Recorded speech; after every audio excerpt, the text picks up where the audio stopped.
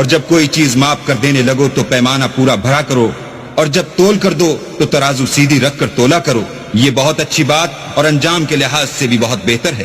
اور اے بندے، جس چیز کا تجھے علم نہیں اس کے پیچھے نہ پڑ کہ کان اور آنکھ اور دل ان سب جوارے سے ضرور باز پرس ہوگی، اور زمین پر اکڑ کر اور تن کر مت چل کہ تو زمین کو پھاڑ تو نہیں ڈالے گا اور نہ لمبا ہو کر پہاڑوں کی چوٹی تک پہنچ جائے گا۔ ان سب عادتوں کی برائی تیرے پروردگار کے نزدیک بہت ناپسند ہے۔ اے پیغمبر، یہ ان ہدایتوں میں سے ہیں جو اللہ نے دانائی کی باتیں تمہاری طرف وحی کی ہیں، اور اللہ کے ساتھ کوئی اور معبود نہ بنانا کہ ایسا کرنے سے ملامت زدہ اور درگاہ خدا سے راندہ بنا کر جہنم میں ڈال دیے جاؤ گے۔